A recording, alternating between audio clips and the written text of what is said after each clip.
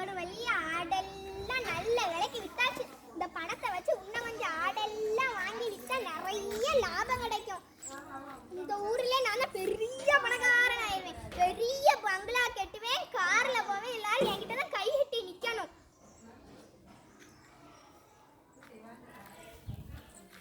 ஐயோ, என் பணப்பையை காணலையே, நான் என்ன செய்வேன்? அட கடவுளே, எனக்கு பைத்தியமே பிடித்து விடும் போல் இருக்கிறதே. கை கெட்டினது வாய் கெட்டாமல் போய்விட்டதே. அரசே, அரசே, என் பணப்பையை வரும் வழியில் தொலைத்து விட்டேன். அதை எடுத்தவர்கள் திரும்பி கொடுத்து விட்டால் 40 பணம் சன்மானமாக அளித்து விடுகிறேன். அருள் கூர்ந்து இதை ஊர் மக்களுக்கு அறிவிக்க வேண்டுகிறேன். அப்படியே ஆகட்டும். நாட்டு மக்களுக்கு ஒரு அறிவிப்பேன். மனிதர் ஒருவர் வரும் வழியில் பணப்பையை தொலைத்து விட்டார். அதை எடுத்து அரசரிடம் கொடுப்பவர்களுக்கு தகுந்த சன்மானம் அளிக்கப்படும். இந்த அரசரின் கட்டளையும் கூட.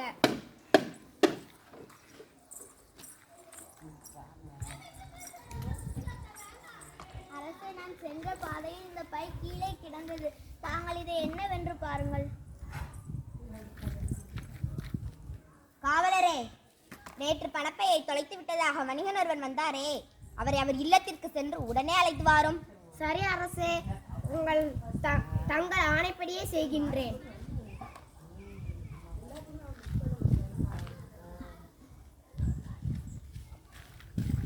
வணக்கம் அண்ணா, தாங்கள் அழைத்ததாக காவலர் வந்து கூறினார். உடனே ஓடோடி வந்தேன்.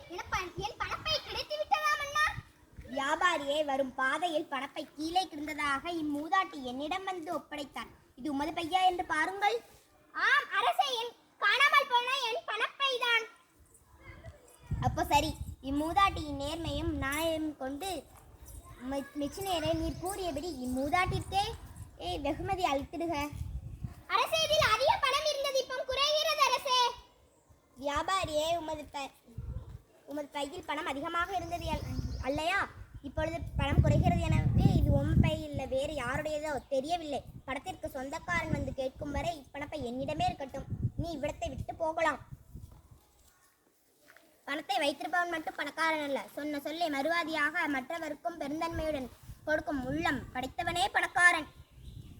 பணப்பையை திருப்பி கொடுப்பவர்களுக்கு சன்மானம் கொடுக்கிறேன் என்று முன்பு கூறினான். ஆனால் அவன் மனம் இப்பொழுது மாறிவிட்டது. தான் சொன்ன சொல்லை அவன் நிறைவேற்ற விரும்பவில்லை. எனவே பணப்பையில் பணம் அதிகமாக இருந்ததாகவும் இப்பொழுது பணம் குறைகிறது எனவும் பொய் சொன்னான். அதை அறிந்துதான் நான் அவன் சொன்னபடி அவனுக்கு வெகுமதி கொடுக்காமல் அவனுக்கு தக்க தண்டனையை விதித்து விட்டேன். பெண்ணே, உன் நேர்மையை இதே பணப்பையை நீனே வைத்துக்கொள். அம்மையே, சென்று வருக.